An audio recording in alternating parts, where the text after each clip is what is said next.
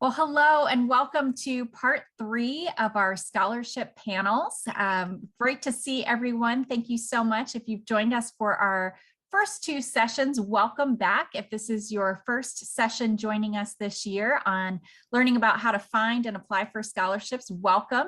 We encourage you to go back and listen to our first 2 sessions so that you can learn more from our scholars about how to be successful navigating the scholarship process.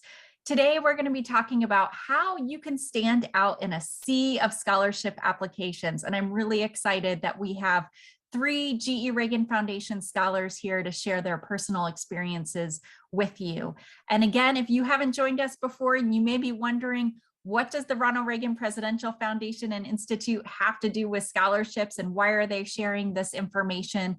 That's because the Reagan Foundation offers national and local scholarship programs for high school seniors and college students. And we are pleased to do that. And we know that this is a very confusing process, particularly if this is the first time that someone in your family is going through it. So we get lots of questions about how you navigate the scholarship process. Our scholars are now experts because they have received some of the most prestigious awards around the country. So we wanted to bring this free information to you. And who is this for? This is for high school seniors, their parents, guidance counselors, but also underclassmen. If you are not a high school senior yet, but you're thinking about scholarships, and you should be, this is for you too. So I encourage you to sit back and just enjoy some of the comments that you're going to hear and learn from our scholars directly from them, what made them successful in learning sometimes tens of thousands of dollars to help them pay for college. So without further ado, let's get started. I'm really excited to introduce our master moderator for these sessions. Once again, Tim Land. Tim is from Washington State. He is a Stanford grad, and right now he is working, I'm going to get this right, with an Inter-American Development Bank in Barbados on a national social protection project. So Tim, I'm going to turn it over to you so you can introduce our panelists and then you can take it away. Thank you so much, Erin. And thank you to GE and the Ronald Reagan Foundation for all of your constant and consistent support to us and other students around the country. And so excited to just launch into standing out in a sea of scholarship applications. And I'm so excited to be joined by 2 absolutely incredible panelists that we have here. We have Chandler Stevenson. Chandler, give us a wave, kicking us off here. He is GE Reagan class of 2021, and he is currently at Brown University, and he's part of the Brown Space Engineering program working in the avionics department on satellite development. So thank you so much for joining us, Chandler. And we also have Chase Eastham, who is joining us from the University of Kentucky, GE Reagan class of 2020. And he is working on the very relevant work at the Chelgren Center, working on the prevention of future pandemics by studying small RNA viruses. So we have a very scientific team with us here to jump into the panel. And also what I would say to the viewer here is, our goal here is to start off at a high level, give a general introduction to the scholarship search process, essays, recommendations, applications, all of that at a very high level. I like to call it blue sky scholarship thinking. And then slowly throughout, as this panel moves forward, drill further and further into details with the goal of, by the end, you, the viewer, having specific, concrete, actionable steps that you can take today to prepare yourself for the scholarship process. So with that being said, welcome Chandler and Chase. Thanks so much for joining me today. And let's start at the blue sky level. Blue sky design thinking is, you can start from anywhere. The world is your oyster of possibilities. So Chandler, what did the scholarship search process look like for you when you think about, okay, this massive field of scholarships? How do you get started? Right. So first and foremost, before, of course, you apply to scholarships, you first apply to college. And through your college application, there's really main components that tell you who you are. So as you're writing essays, you know what your strengths are. You know what colleges want you to know about you. And in the same respect, scholarships want to know the same. They want to know about you. So when you're looking for scholarships, personally for me, what I did is I found characteristics within myself, and I attempted to find scholarships that match that. So everything from the Coca-Cola scholarship to the GE Reagan scholarship, which of course I ended up receiving, I searched for scholarships that embody not only the values that I hold for myself, but characteristics that I hope to, define myself as. Great, Chandler. And so when you say search, based on these traits, what did that look like? Was it a specific online platform? Was it just through Google? Was it through a counselor? Was it a multitude of different processes? So like the search process, what did that look like for you? Right. So at the high level, of course, it was a lot of help from my parents and a lot of help from Google. So with their help, I was able to, they were also using Google as well. They were able to search for, dozens and dozens of scholarships, but also I did utilize Scholarship America because it has tens of thousands of scholarships consolidated on one platform, and you're able to filter through each and every scholarship to ensure that the scholarship that you're applying to matches up not only with the values that you hold, but with the characteristics that you also hold within yourself. Okay, fantastic. Thanks, Chandler. And Chase, the same question for you. What does that blue sky thinking, searching scholarship process what did that look like for you? And maybe still does, because you both are still in university. Yeah, so for me, in high school, it definitely started with a relationship, building that personal relationship with my guidance counselor. In doing so, they can kind of know what it is that I wanted to strive for in the future, and they know a lot about me. What I'm interested in, and in doing so, they can kind of help advocate and also search different scholarships for me right there, working with a lot of different students. So they're very familiar with a lot of different highly competitive awards, and the same is translated into college. Now I've kind of developed a relationship with some individuals over at the National Competitive Awards office here at UK, and they've kind of helped me get on a pathway to achieve certain goals and different things as I work towards different big awards and scholarships that I think I'm going to try to apply for more towards my senior year. Right. So kind of taking different steps, and they kind of show me and help me work through like different requirements, and not necessarily just to pad my resume, but to learn and have those experiences necessary to achieve some of the bigger scholarships that I'm shooting for towards the end of my undergraduate career. That's fantastic. And Chase, you bring up a really fantastic point. Our target audience is mostly high school students right now, right? But if you're a college student tuning into this, it's also important to realize that the scholarship process does not end once you're in college. I have a giant book that's about this thick it's called The Database of Postgraduate Awards. That you have your ones, your classic Rhodes Scholarship that everybody, is like the top level, but there's tons, across the board for like what Chase is talking about. He's preparing for more scholarships even while he's in college. So Chase, if we rewind a little bit though, specifically when you were in high school, did you use any specific databases? Chandler mentioned Scholarship America. Was that the same for you as well? Or, was there anything else that you want to highlight to younger students? Yeah, so Scholarship America was a big one for me. It's very beneficial, but also just word of mouth. And, a lot of times just try to surround myself with other individuals that are high achieving, a little bit older than myself, so that I can just kind of talk to them and see, what different scholarships and awards did you apply for, right? What did you find beneficial, especially whenever they have similar majors and similar future aspirations? It can be very beneficial. Okay, fantastic. So Chandler, let's go back to you here as I try and drill down into the process. Okay, so you've looked on Scholarship America. You've shortlisted 10, 15, 20 scholarships that, hey, this sounds interesting and this seems relevant. When you're reading about that scholarship and determining whether or not you want to apply, what are you looking for? How are you determining what that organization that is giving a scholarship is looking for, and what does that thought process for you look like? Right. So first and foremost, of course, when you go on Scholarship America, like you mentioned, you see the scholarship and you see the list of values that, you say this organization has this set of values. So that's the first thing that I look for. Do my values align with this scholarship? So once I find that, I find all of the requirements, because of course, when you're applying to scholarships, this is also when you're in school. So you have to make sure that the scholarship that you're applying to, you're able to put your best foot forward, but at the same time, you're able to manage your schoolwork and applying to scholarships. So that's the next thing that I look for.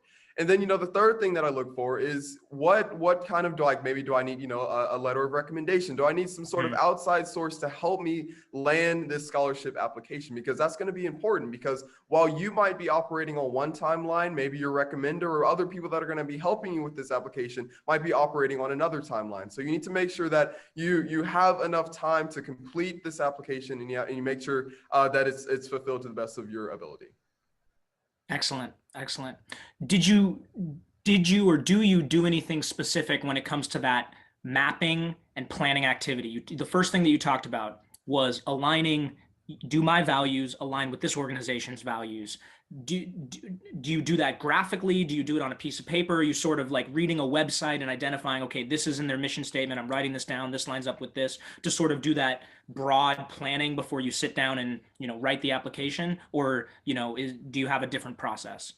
So, right, I will admit, towards the beginning of my scholarship, search, it was a little chaotic. It was just, a lot of scholarships up in my head. Maybe I would find it on a Saturday, and towards a Tuesday, I would start writing the application. But then more towards the end, of course, when I started really sitting down and applying, this was more towards January, I did use more of like an Excel spreadsheet approach, where I had each individual scholarship, when it's due, what is it required, what are the values, just so then when I came back, later, maybe a week down the line, I would know what these scholarships are, so that when I initially looked at maybe the prompts that they had for maybe the essays, I was able to write down something. I was able to put something down on paper because it was already in the back of my head. So using an Excel spreadsheet or literally any planner to kind of plan out each individual scholarship that you're planning on applying to is crucial, because it helps with the overall organization. It helps you stay on track to make sure you meet those deadlines on time.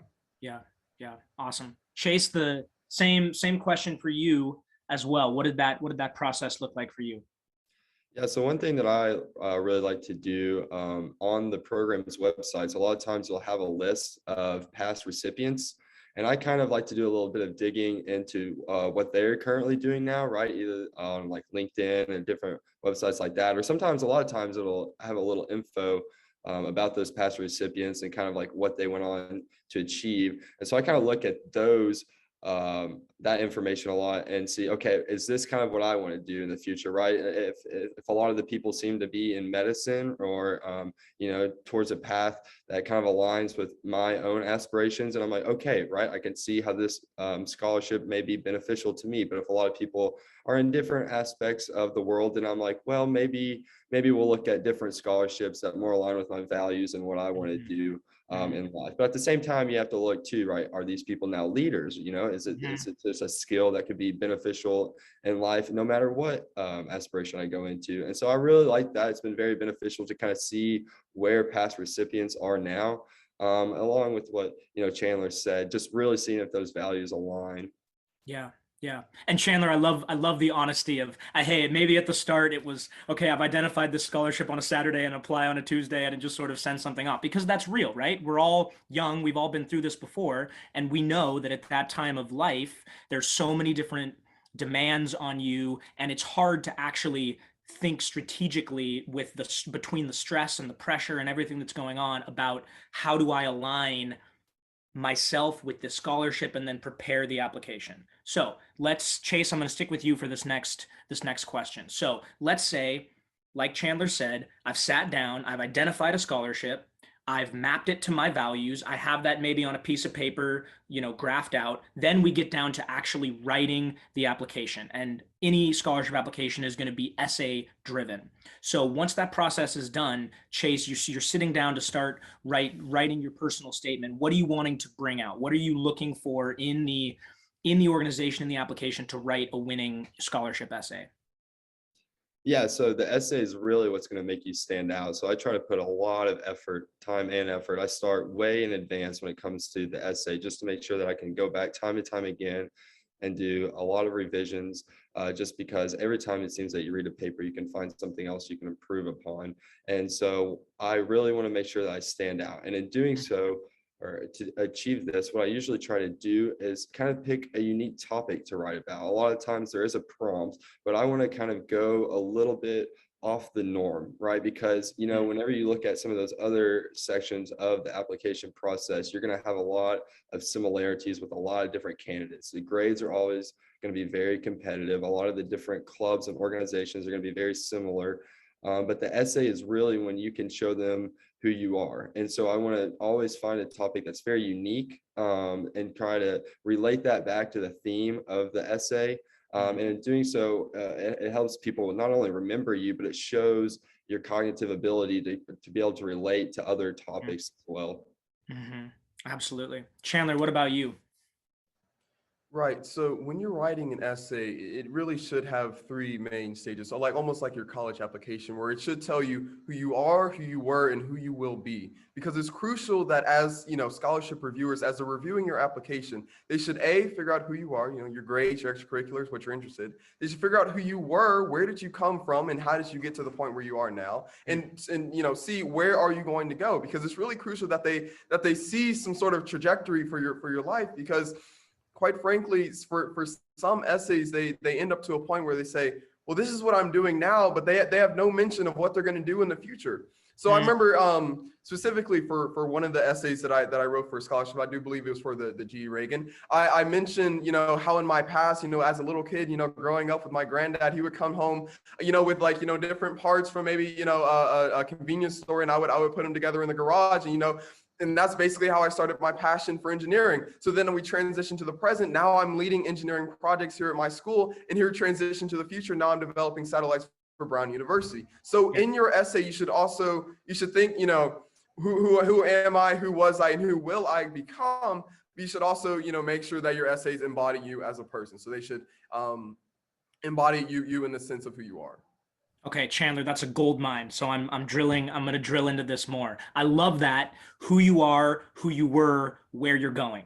That's a great timeline to chart your story. How do you weave the narrative that the organization is looking for into those details, right? Because let's say you're sitting down, okay, I'm going to not use GE Reagan as the example here. Let's sit down, let's look at, let's say, Save the Children or Habitat for Humanity, organizations, nonprofits, whoever it may be that's offering a scholarship that has a very distinct mission statement. What are you taking away from that mission statement, and how are you trying to weave it into those three things that you identified, that, who you are, who you were, where you're going? Do you have any tips for people on that process? Yeah, right. So as I mentioned earlier, talking about the values, most of the time, of course, since we've already picked this application, we understand that it aligns with our values. So what I tend to do is I tend to kind of weave in a personal narrative. Of course, I talk about a lot of, Southern traditions maybe that I've had, in the core values that I learned from there. So then in that you can, add a sense of humanity to your application. You're able to, in a sense, personalize your application. So it's, it's just not a bunch of words on a page. But more importantly, like you said, the mission statement, and with the mission statement, it should, your essay should embody said mission statement. I know that sounds, oxymoronic, but you should be able to embody the mission statement within your essay with those three things: who you are, who you were, and who you will become.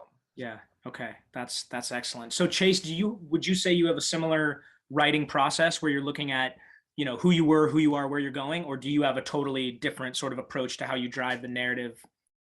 No, it is similar in that, I try to embody who I am, because again, this essay is really what sets you apart. And so, it is a time to brag on yourself. It really is, because, this is where you can put the very unique descriptions about what you want to do that are going to be so different than anybody else. And that's kind of what I was talking about really being able to stand out, is being able to just incorporate your basically past, present, and future in such a unique way that the members of the committee that are looking into the scholarship program are going to remember you and are going to understand what it is that you want to achieve, because you have just been so unique and so clear and concise.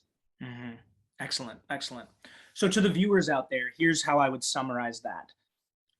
Once you've identified an organization and a scholarship that you think is really great for you, you write down, on a blank piece of paper, the values of that organization. Okay, so for GE Reagan, it's going to be leadership and service, and you write all those out, and then you write down your core values sort of on the other side of that paper. And then what I would do is I would draw a line between, okay, this leadership value that's important to GE Reagan aligns with this leadership value that's important to me, draw a line. And then on that line, I would write here's an example that I want to use in my essay. Here's something that I want to, bring into my personal statement and application. And then you use that as sort of the draft outline to then start writing, and the writing and editing process. So Chandler and Chase, would you agree? Do you think that's a good process, or would you add anything to that supplementary? Absolutely. I would definitely suggest drawing webs, just drawing, making sure you have some level of organization, you have some building blocks before you start writing. Of course, yes, but yes, definitely before you start writing. Yeah. Okay. Awesome. Sounds great. Okay. Well, Chandler, let's stick with you here. Another question. So the theme of this panel is both standing out through essays and through your personal statement, and also through letters of recommendation, which is hands down one of the most important things that you're going to have in life, regardless, whether it's in your future job and career and getting into college scholarships. So you're sitting down, you don't have any letters of recommendation yet. What are you thinking about? Who are you trying to identify as the people to ask to write a letter of recommendation? So right. So first of all, you're already applying to scholarships, so you're already in the right place. So you're probably thinking, you should probably be thinking of first and foremost, school faculty, maybe that you've had a close connection with. I know I can specifically reference an AP Lang teacher who really got me into debate. So you should really be thinking about, first and foremost, school faculty members, because they see you 5 times a week. So they're really able to know who you are, not only as a student, but sometimes as a person. And what's special is sometimes those school faculty members, sometimes your teachers, they might also lead a club. So if you have a teacher that's, also maybe the head of your club, that would be a great letter of recommendation, because they're able to see how you're able to perform in the classroom and outside the classroom. And you say, well, my teachers, they don't lead any of my clubs. Well, that's okay. Think of some classes maybe that you had some interest in. Think of Chandler, how about you mute yourself? And I'm sorry about that. We've got a fire alarm situation here. So Chase, Chandler gave us a beautiful intro there. So let's just keep it rolling with you talking through, how would you approach? So same question, you don't have any letters of recommendation yet. You're targeting maybe some faculty, some other people. What does that process look like for you? Yeah, so Chandler was definitely hitting it right on. But I think, one thing that I think a lot of people try to do whenever they're looking for letters of recommendation is to try to find somebody that they think is very established, right? Somebody that, is very well respected. And, that's great. And I think that's definitely a great mindset to have. But I think it's also very important, even more so than necessarily the title of the individual that's writing your letter, to find somebody that really knows you on a personal level. Like for me, I remember whenever I was applying for GE Reagan, I had my small youth group leader write my letter of rec, because he had mentored me since I think like 6th grade. And so he really knew me very well. And so he was able to, write true, heartfelt anecdotes, I assume, about, I didn't read the letter, but I assume that's what he wrote about me. Instead of just copying words from a resume or a CV and kind of, seeing what happens then is that the letter of recommendations kind of reflect those same aspects of your application, when you can really be using this opportunity to further show who you are. And I think that's only possible through finding somebody that really knows you. Excellent. And Chase, I'm going to stick with you here for another sort of follow-up question on that. Generally, so first of all, I'd say never email or text or, to ask someone for a letter of recommendation. That's the first thing that I would say. So let's say, okay, I'm going to talk with someone in person who I'm going to ask them to write me a letter of recommendation. What does that conversation look like? And how do you sort of lead them in the direction, or sort of talk through, this is my goal, this is where I want to go, and communicate that information to them, so that that letter of that recommender knows how to, what to target in the letter that they write for you? Yeah, so kind of just like you said, the number one thing that I like to talk about is how this scholarship is going to be beneficial to me, how I'm going to be able to use this to then make a difference in the future, right? And so whenever I show them that, that I'm truly passionate about this, right? It's not just something that I want for the title of being a scholar. I actually think this is going to be beneficial for me because I can develop, X, Y, and Z skills in this area.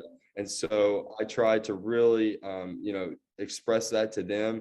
And also a very important thing is to make sure, and I think you mentioned this earlier on, Tim, is that you want to meet with them way in advance before the deadline, because they are often a lot busier than we are, and so you want to make sure that you're very courteous to their time frame as well, and make sure that they have an adequate amount of time and also information. I think it is important to tell them, here's a copy of my CV and resume just for reference more. I don't think that's necessarily something that they're going to include a whole lot of, but to kind of show how well-rounded you are if they don't already know those activities that you're involved in. And so to kind of answer your question, I think I really just really try to show them how this is going to be beneficial to me in the long run, so that, they can also be rooting for me as they write this. So Chase, do you have so let's say there's a scholarship that has 3 recommendation letters. So you have multiple different slots to have people in. Do you think strategically about who you want and how they can talk about different areas of your life? So for example, like what I would think about is, okay, I want someone who can talk about like a career thing or a project that I worked on, someone who can talk about academics, someone who can talk about classes, someone who can talk about, my character. Do you think strategically about that, or do you have a balance, or, are you really trying to hone in on one specific thing? How do you think through that? No, I think strategically wise, it's very good to have people that are kind of involved with different aspects of your life, because then, like I said, that is just broadening your application and including a lot more information that some people, may just neglect to fill out if they have somebody or 3 different letters of rec, all from similar mindsets, similar environments. And so one thing, for one example, I remember one application I applied for, I had my FCA leader write me one. So they kind of honed in on leadership, but then I had my chemistry teacher write me a letter of rec, so they could kind of, showcase some of my work ethic and intelligence. And then I think for my third one, I had, a community member that I kind of did some community service with, write it, so they could kind of show that I was also giving back, right? And so then, you kind of hit all types of different scenarios, and you can kind of show that you're well-rounded and not just focused on intelligence or just focused on leadership or just focused on community service, but a little bit of everything. Yeah, absolutely. So Chandler, welcome back. Glad everything's okay. I would ask you a similar question about approaching your mentors, your teachers, to write a letter of recommendation. What are you looking for in those people, and how does that approach process? What does that look like for you? Right, exactly. So just how I mentioned earlier that your essay should embody holistically who you are as a person, your letters of recommendations to do the exact same. So I can think of, many of different faculty who maybe I've had a positive experience for, but for me specifically, I honed in on 2 academic faculty members and then my band director. And I did that because one of my teachers, she was of course my AP Lang teacher. I had a lot of experience with her, and we had some great conversations in that class. And of course, she led me for my passion in debate. And then I chose my calculus teacher because she understood my passion for math, and she understood my passion for engineering. But then she was also well aware of my extracurricular activities. So of course, everything from the sports field, I could always find her at one of our home lacrosse games. But then she was also well aware of all the the leadership activities that I embarked on. And then finally, I chose my band director as my third and final recommender, and I did that to embody my passion for music. So while both of my 2 academic recommenders were aware of my passion for music, of course my band director was able to see that on full shows. Of course, she referenced my many times as being a student director and whatnot. So in that, all 3 of those applications were able to show different parts of me in different areas, but then when they were put together, it was almost as if I was constructed as a person as a whole. So that's what your recommender should do. You should choose recommenders that essentially build you up as who you are. Yeah. Great answer. Now, if you're young in high school, let's say you're a freshman in high school, sophomore in high school, or even before then, if you're really ambitious watching this, congratulations, you're on the right path. we're talking about approaching people to write a letter of recommendation, but of course the first step in all of this is having people be willing to write you a letter of recommendation in the first part. So, I mean, what I would say to that is you need to seek to just be involved in things, whatever it may be. There's no limits to that. It could be music, it could be sports, it could be academics, it could be ping pong club. It does not matter. But seeking to just get involved, be out there with people, that is what I would say is just the biggest thing that you can do early on and throughout life to have people recognize that and then want to be willing to write you a letter of recommendation. So Chase and Chandler, do you agree with that? I'm sure you do. And what would you add? What would you add to that? Right. So I would say when you want to approach someone for a letter of recommendation, like let's say, you're about to apply to college, definitely do ask far in advance. That's very crucial. Yeah. So let's say you're a junior, you're about to become, a rising senior. I would ask the summer before your senior year, just so they have time to think about who you are as a person. Maybe also send, the resume your way, just so they have an idea of who you are outside the classroom. But yes, time is essential. They definitely don't want to get, a request for a letter of recommendation a week before the application is due. Yeah. Yeah, and one thing I'll add to that, Tim, you said, it's very good to just be involved, right? And, I've found too that, in the process of just being more involved, honestly, to build those relationships so that I can eventually, receive some letters of recommendation. I've also just seen so many benefits, of just, basically establishing these mentors in my life as we get closer. And so, it's much more beneficial, than just, getting a letter of recommendation. These individuals are going to help you learn life skills and navigate through difficult times. Mm-hmm. And for current high school students, this is a big challenge, right? Because we all went through high school and we didn't have to deal with COVID. And if you're in high school right now, you've had to go through part of high school in a COVID era where building relationships with teachers, with mentors, with activities is incredibly, incredibly challenging. And so I think what I would, and all of us would just encourage you is, as we're starting to move back into some semblance of normality with this, is that don't be discouraged, and, just continue to want to be involved in things regardless of what they are. And don't catch yourself falling into the trap of, okay, I'm going to stay being virtual, because I think all of us are going through that right now, where we're sort of grappling with the return to society versus continuing to live how we've lived the past couple years during COVID. So, all right, well then let's wrap it up here with some specific actionable timelines. So Chase, let's start with you. So what I'd love for you to do is walk through basically what we've already talked about, but the timeline of searching for, identifying, preparing, and writing a scholarship application. Walk me through, with as much sort of specificity as possible, what that timeline should look like. Yeah, sure. So, for me, whenever I'm looking, on like Scholarship America or different websites and different places that have a lot of scholarships, I really try to look and see, if the time frame is longer than 4 months. I don't typically, big scholarships, if it's less than 4 months, then I typically don't try to start the application process, because I think 4 months is a really good time frame. And then from there, once I've already gone through, and I'm more old fashioned, I don't use Excel, I just have a notebook, right, that I typically write down my values. And once I've already found that those things align, my first step whenever I start in the process is just brainstorming different topics that I can start writing the essays about while I'm going ahead and starting filling out, right? Typically you just have a lot of general information that you have to start filling out, just, all types of different things, like what grade you're in, your GPA, different things like that. Yeah. So I kind of keep these thoughts rolling in the back of my mind while I'm filling all the general information. And then whenever you kind of get into different community service, leadership, right, I make sure that I have all of those already on file. And I kind of essentially an updated resume and a CV. That way I know exactly what I'm going to put down already in those different areas, and, giving brief descriptions of each if that's necessary, right? And then kind of at this point, I'm also identifying different potential letter of recommendation writers and meeting with them. And then my final thing is then I get into the essays, right? And I allow all of this process to help me develop good ideas that I can begin to write about. And I typically write 2 essays for every topic.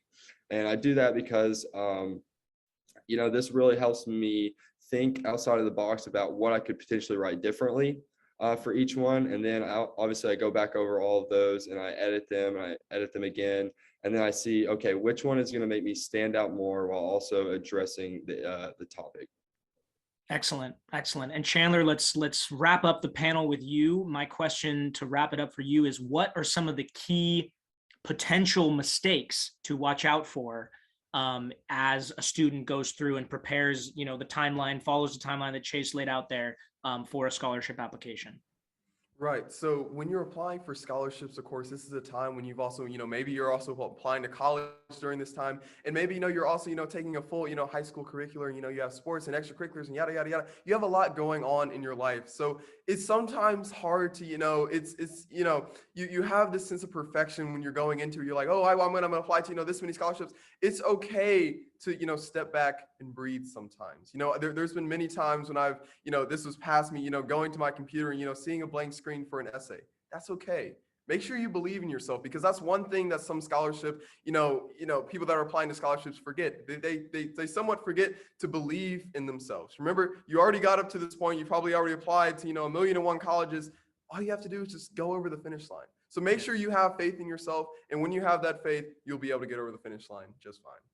Fantastic. Thank you, Chandler. Thank you, Chase. This was an incredibly insightful panel. Thank you so much. Aaron, let's hand it back over to you to wrap us up. Well, thank you so much, Tim, for leading us through that discussion. And Chase and Chandler, thank you so much. Those were fantastic tips, straight from scholars who have received lots of scholarship money. So I'm thrilled that you were able to share that. And I just want to encourage all of the applicants out there who are watching. It's not too late. Go ahead and get started. As the panelists said, believe in yourself. Don't sell yourself short. We would love to have you apply not only for our program, the GE Reagan Foundation Scholarship Program, but there are many, many programs out there that you might be eligible for. So again, I encourage you to go back and listen to parts 1 and 2 of our 3-part series to get even more tips about how to find scholarships and very specific tips about applying for our program as well. So check that out on our website. Follow us on social media for more tips directly from our scholars, and best of luck to you all in the scholarship process.